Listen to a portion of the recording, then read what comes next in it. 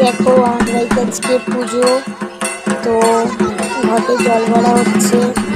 তো সারা বছর এই একটা দিনের জন্য ওয়েট করে থাকি। বাড়ির পুজো বেশ মজাই হয়, সবাই মিলে একসাথে হই, আনন্দ করি, বেশ মজাই হয়। তো দেখতে দেখতে বছরও কেটে যায়, বছরও আবার আসে।